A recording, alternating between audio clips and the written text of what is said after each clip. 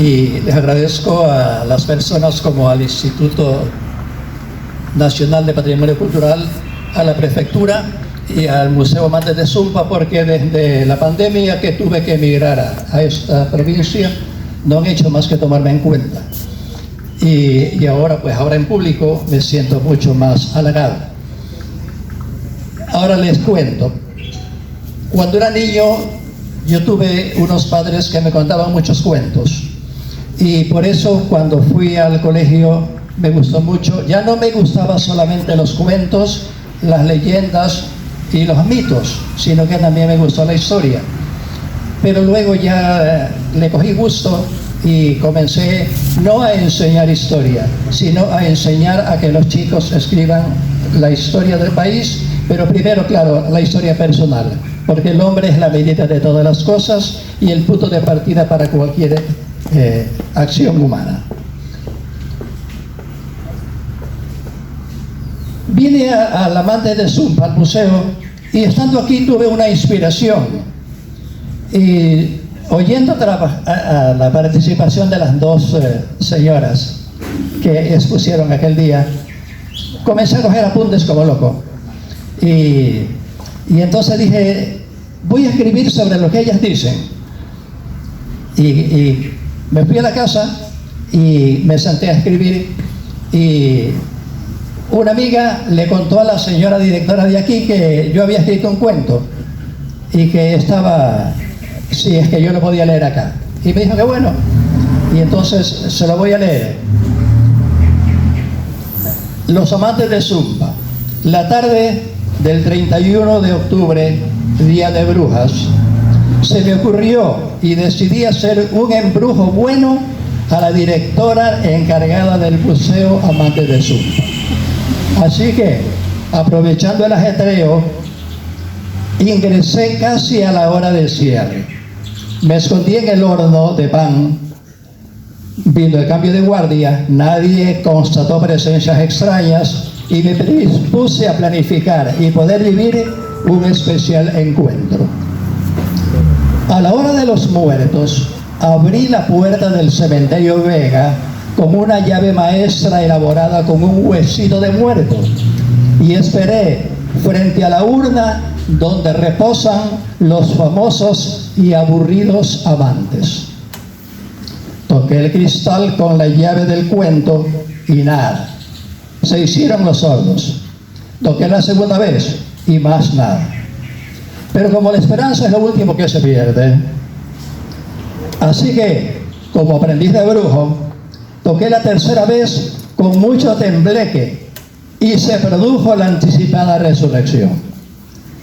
Los huesos comenzaron automáticamente a ordenarse, la carne recubrió los esqueletos, se despedazaron como gatos viejos, se restregaron los ojos, destaparon silenciosamente la urna y me enfrentaron como machos verdaderos.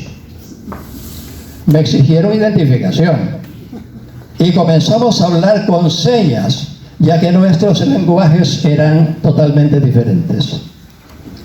Demoré mucho en superar la tembladera de manos, piernas, labios y párpados. También ellos, muy cortésmente, se identificaron así, que eran peninsulares puros, de hace 10.000 años, de estirpe real del reino de Sumba, Punta, del mismo sexo, compañeros de parranda y en total desacuerdo con los chismes, opiniones y suposiciones que se tejen sobre ellos. Que, además, su muerte ocurrió la noche de la celebración de sus muertos, que fue causada por intoxicación con chicha jora de maíz fermentado y que bebieron en exceso a falta de un tequila o pulque purísimo que venía con cada corriente del Niño desde las nacientes civilizaciones del norte, mayas y aztecas, hasta el incipiente imperio inca, y que, en su ruta comercial, Sumba era centro de descanso obligado para reparar sus balsas y reabastecerse de alimentos. Enfatizaron que ellos, en sus tiempos, ya celebraban a sus antepasados, más cuando vivos que cuando muertos, pero con rituales sagrados. Les hice entender que con tanta gente extraña incorporada desde muchas partes del país y del mundo, las celebraciones actuales ya no son tan sagradas, ni que se venera tanto a los vivos como en esos tiempos, sino que se espera que se mueran para exaltar sus virtudes, logros, aciertos y emprendimientos. Me parece que el mayor tendría 35 años y el menor como mucho 19. Me confiaron que sí les gusta el nombre con que se los identifica, porque el amor verdadero se fundamenta en el respeto y en hacer las cosas a nivel de sagrado. Que amante es para todo el tiempo. Que si amé ayer, que si amo hoy o que amaré mañana es muy poco lapso. Insistieron en que no les agrada que gente sin criterios se atreva a suponer y opinar sobre ellos sin verdadero fundamento. Y como en el más allá no hay espacios ni fronteras en el tiempo, lamentan que la grandeza de estos pueblos haya cambiado por completo. Y por tanto, toda la historia siguiente y subsiguiente se basa en lo que invasores extranjeros escribieron una historia antojadiza sobre nuestros pueblos por intereses económicos, políticos, religiosos y sociales, pero siempre malintencionados y perversos. Luego de una larga hora de conversa, se iniciaron sus bostezos. Ese día 1 de noviembre y el domingo 2 a las 10 horas ya estaba cogiendo los primeros tickets para entrar en el museo y servirle un merecido muerteo, porque sí que los encuentros con los muertos lo dejan a uno muerto de hambre y con mucho cansancio, medio muerto de sueño. Aproveché para dormitarme una hora más en la última fila, hasta que se le ocurra a las autoridades aparecer con sus huesos en tan respetable evento.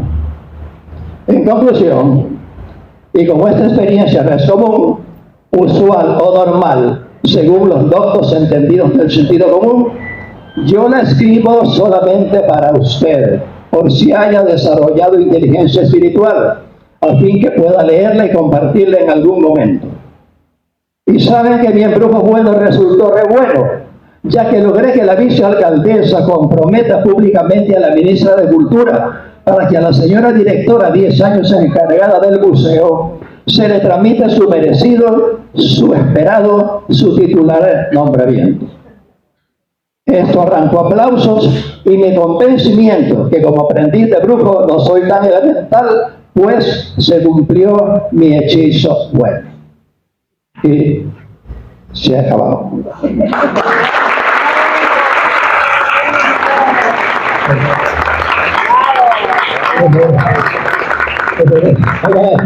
Pero eso, ahora viene el chiste.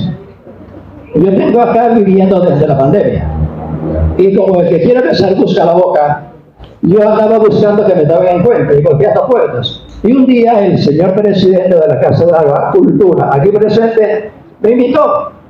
Pero era a un congreso, una reunión de escritores. Y como me gusta mantener el perfil bajo, ya que todos hablaron, le digo, oiga, presidente, ¿por qué me ha invitado acá? Dice, porque sabemos que usted es escritor. Pues no soy escritor, no he escrito nada. Y me dice, bueno, pues entonces comience a escribir. Y por culpa de eso, señor, escribí un cuento. Así que miren que las cosas no son tan malas siempre. Siempre tienen un lado bueno. Vine a contarle a la señora directora del museo y me dice, bueno, pero preséntemelo en público, con testigos, nada de escondidas. Y preséntemelo allá en la fiesta del 12º aniversario de que la Paja ha sido declarada como patrimonio inmaterial de la humanidad. Dice, pero escriba algo también sobre eso. Y dije, bueno, y entonces me fui a Dos Mangas a ver a la gente cómo vive allá, ¿no? Cómo trabaja y cómo cosa. Y me dio la gana de escribir, y escribí eso. Al recinto Dos Mangas se sube desde Manglar Alto. Ese camino de herradura recorrí la primera vez hace 60 años, acompañado por un guía natural, atraído por la belleza de la abundante vegetación. Actualmente lo encontramos asfaltado y bordeado por fincas y algunos centros de hospedaje muy acogedores. Su nombre deriva de dos ríos que descienden de la montaña y confluyen frente al pueblo, haciendo de la zona un espacio muy rico en productos, tanto maderables como alimenticios, y sobre todo por una palma enana llamada paja toquilla. Subyugado por una fuerza especial, me gustaba continuar ascendiendo para gozar del horizonte, la humedad, sus variadas flora y fauna apetitosa, como venados, guantas, saínos, y escuchar el cacareo molestoso de las bulliciosas babas del monte, preciado sustento para los lugareños. Pero en mi última visita me volvió a llamar la atención la belleza de la palmerita bautizada como paja toquilla. Ya me había preocupado por investigar las raíces de ese nombre y recordé que desde España viene el nombre, pues el rey Carlos Luis IV en 1630 la bautizó por su nombre, Carludovica, que viene de Carlos Luis. Toquilla es el diminutivo de toca, gorrito que cubría la cabeza de las mujeres pudorosas de ese tiempo. Y paja, por lo liviano de las fibras que se extraen de las hojas deshilachadas o desvenadas que se lavan, cocinan y se secan antes de iniciar el tejido del sombrero. Se llevan sin peso en el trabajo y se secan fácilmente. En esa última visita encontré a don Marcelino, que habla poco, pero aprovechando la ausencia de su esposa Erlinda, presidenta de la Asociación de Tejedores, se extrayó con tanto al detalle que el proceso artesanal continúa con el sahumado, blanqueo, maceteado, planchado, peinado de las fibras o hebras. Una vecina, de las que nunca faltan, colaboró al añadir que se comienza a tejer los sombreros colocando las fibras iniciales en una horma para dar la forma al sombrero, que puede ser manual o de tipo postal, y que resulta más fácil, rápido y económico, aunque rústico, o utilizando crochet para lograr un mejor acabado. El producto resulta grueso, fino, muy fino o extra fino en una semana, 2 semanas, un mes o 2 consecutivamente, según el pedido de los comerciantes. Además de la certeza, destreza y habilidad manual en el tejido, es conmovedor observar a esas mujeres que le ponen el pecho y el corazón para presionar la prenda, lo que explica la relación íntima entre el obrero y la obra de arte. En Dos Mangas hay una asociación de tejedoras que integra 120 miembros de 3 comunidades, como Manglar Alto, Colonche y José Luis Tamayo o Buey, que a su vez incluye algunas comunas de esa zona. Por doña Paola de Los Ángeles me enteré que con gran esfuerzo ha logrado contacto frecuente con tejedoras de Cuenca y Manabí, que además este tejido de sombrero se produce también en Bolivia, Perú y México. Además, que nuestro producto había sido presentado en la Exposición Universal de París en 1885 y con la construcción del Canal de Panamá logró fama internacional, pues los obreros que los utilizaban para protegerse del sol o de la lluvia por su secado rápido eran publicados en todas las revistas europeas y americanas de ese tiempo.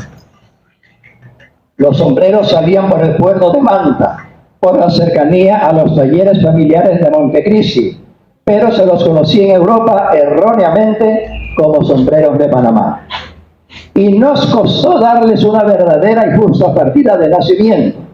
Hoy ya tienen marca registrada el linda y el respectivo logotipo de 4 letras H armoniosamente entrelazadas en cruz de gran significado y color. Los habitantes de esta zona son muy sencillos, nobles, laboriosos, hospitalarios y a veces hasta un poco ingenuos. Por eso les dan mucho valor a sus creencias, pero sobre todo si van relacionadas con misterios, duendes o aparecidos.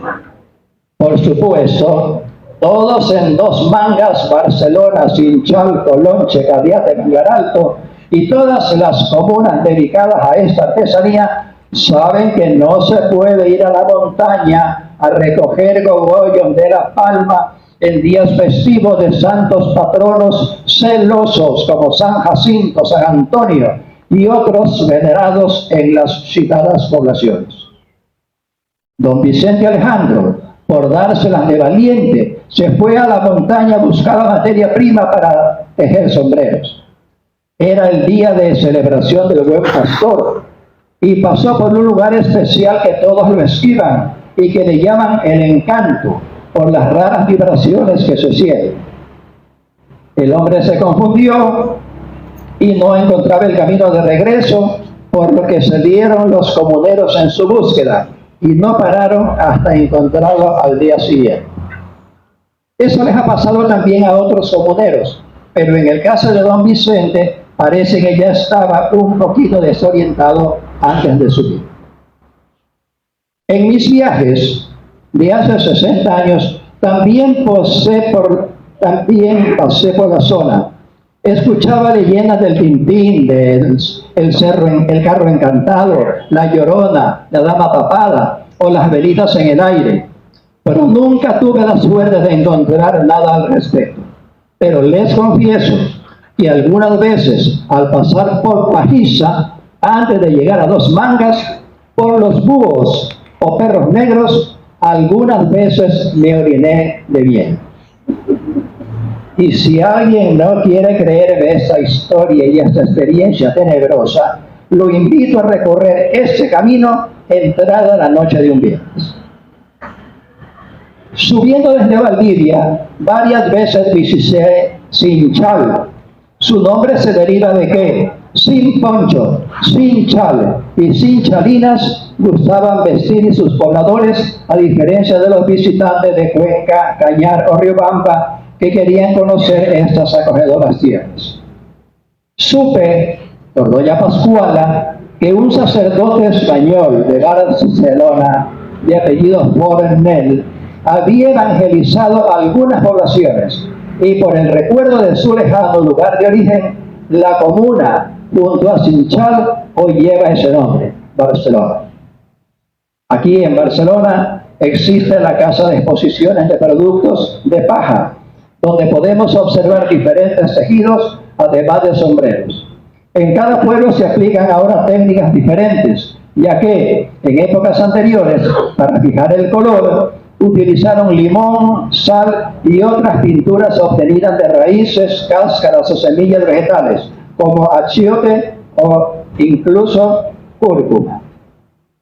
Finalmente, quiero enfatizar que es importante resaltar que este trabajo casero y manual de tejedoras propicia fuertemente la unidad familiar, el diálogo, el apoyo mutuo, la diversidad de ocupaciones según las responsabilidades tomadas en cada fase del proceso, la sustentabilidad, la interinstitucionalidad, la práctica de actitudes éticas, la creatividad y el afán de convertir la artesanía en arte y sobre todo en dejar para la posteridad una riquísima herencia cultural. Por lo expuesto en este relato, que no es un cuento, podemos entender mejor que en Ecuador se ha considerado y logrado que el tejido tradicional del sombrero de paja toquilla pase a integrar el patrimonio cultural y material de la humanidad de la UNESCO, para reivindicar así la identidad de esta emblemática y genuina artesanía nacional. Muchas gracias.